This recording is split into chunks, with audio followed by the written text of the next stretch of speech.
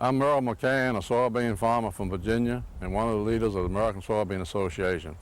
The American Soybean Association is run by farmers. Soybean farmers make the decisions for programs and policy that affect our profits. Grassroots action is vital to our success.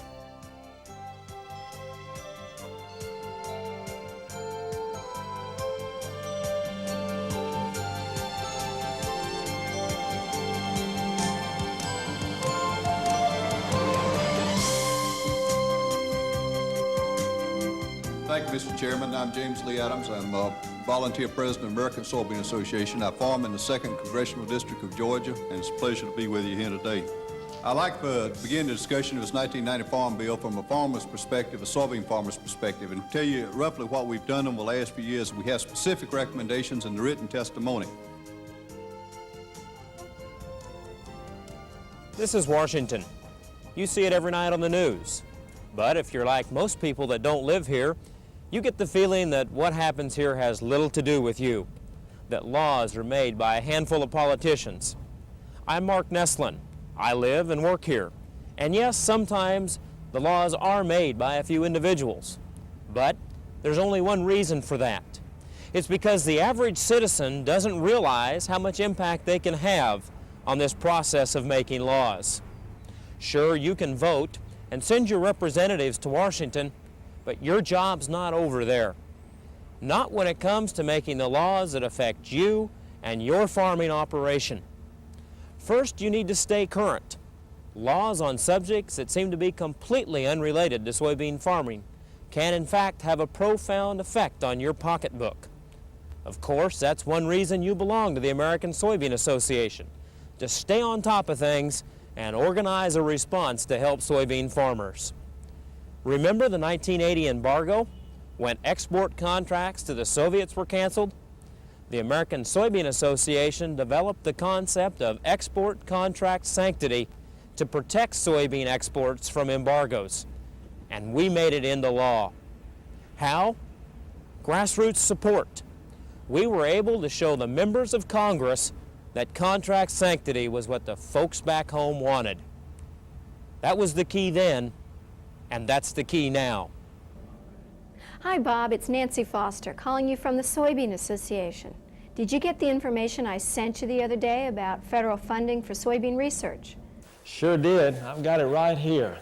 It's particularly timely, too, since we're about to begin the appropriations process in Congress. Well, there are two things that are really important in federal funding for soybean research. Soybean farmers need additional production research, as well as research into new uses for soybeans to increase demand. When you increase demand, you're going to increase profits for farmers. Senator Fowler agrees with ASA's position on soybean research funding. Nancy, we've heard from all over Georgia with regard to soybean research. We've had calls and letters, all requesting more money in this area. And that's the key, the letters, the phone calls, and the personal trips to Washington for a face-to-face with your elected representatives and their staffs. Well, that is the, probably, along with my town meetings, single greatest input I get.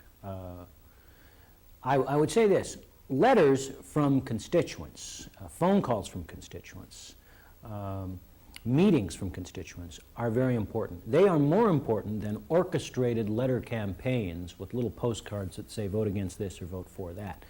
Those are the kinds of things that can be arranged, organized, and funded by groups outside of the state. But when somebody writes me a letter on gun control or flexibility for soybeans, let's say, and I know that person is a producer out in my district, that's the person I want to talk to. That's the person that's going to be influenced by the program. So really that is much more significant in terms of me basing a decision than, let's say, a professional lobbyist who comes in to talk to me, or conversations with colleagues, or any kind of argument I might read in the media. The constituent comes first. Grassroots. It works. But how does it work? For one thing, it works because only about 1 of 10 Americans actually write their representatives or senators. Ask them why, and they say Washington is in the grip of special interests, that representatives and senators are too busy to read their mail. But that's not true. You can get action in Washington with a letter or phone call, even more with a personal visit. However, you need to understand how it works. Staff assistants go through the mail every day and determine what is important and advise the lawmaker. What works? Your letter, on your letterhead, short and to the point. It deals with just one issue. You make your point and resist the temptation to comment on other issues that are not related. Now here's a letter that obviously needs to be read by the lawmaker, and the aide is more inclined to pass it along to be read and responded to.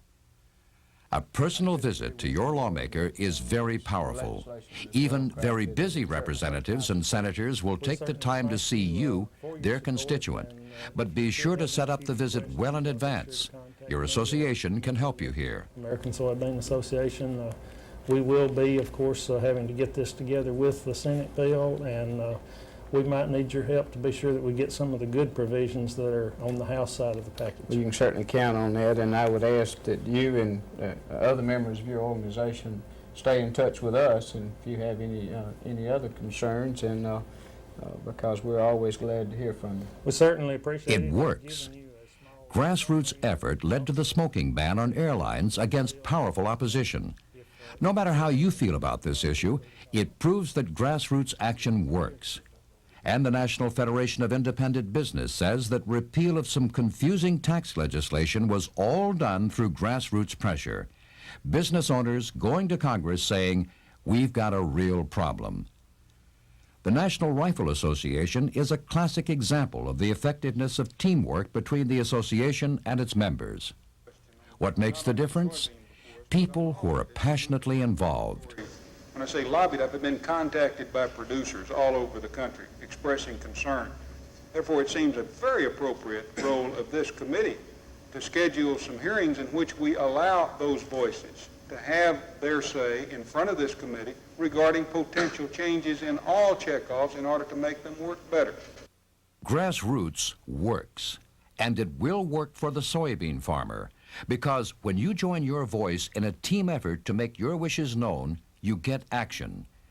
You get policies that work for profits for you, the soybean farmer. Those of us in Washington work hard to educate lawmakers on a broad range of issues that affect agriculture. But what we hear over and over again from the lawmakers is that they need to hear from you.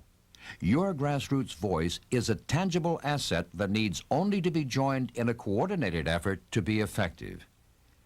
That's why we've developed a program called the Soy Action Network to coordinate our efforts to address legislation affecting soybean production and marketing. To date, we've focused on issues such as agriculture appropriations, soybean research, pesticide regulations, and the national soybean checkoff legislation. In that one, we impressed congressional members and staff with over 655 telegrams in 1 week. The Soy Action Network gets this kind of action because it helps spread information on issues that affect profitability.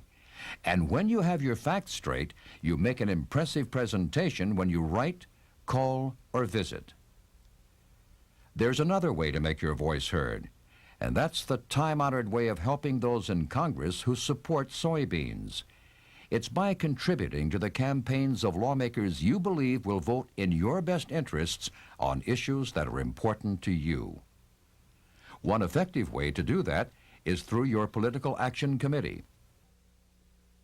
The benefits that soybean farmers and farmers everywhere get from contributing to their particular PAC, I think could be stated that, first of all, it shows a very serious interest in their government and how it operates, and insofar as the questions relating to their particular type of production are concerned. And I don't think that there's an agricultural product that isn't concerned by something that we do in government. In the case of ASA members, our Political Action Committee is called SoyPAC. SoyPAC is young, but we're already making a difference when it comes to getting lawmakers elected who are sensitive to the needs of soybean farmers.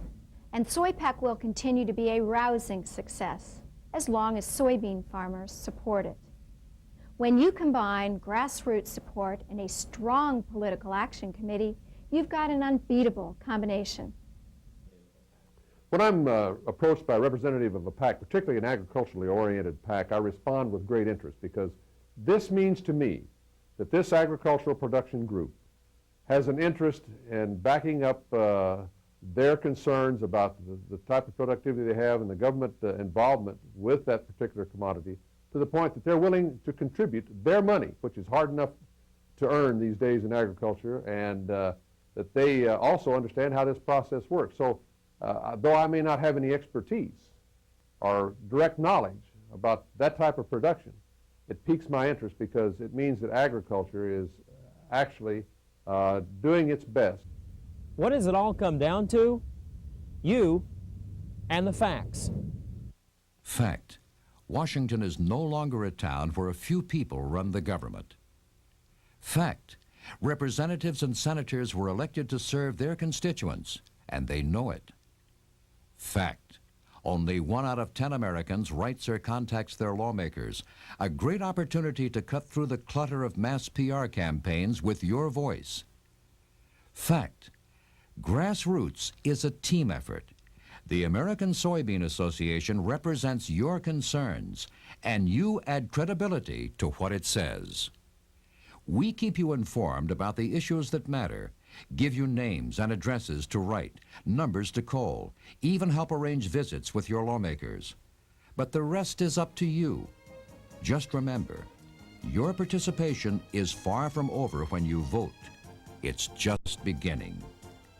Raise your voice in a team effort.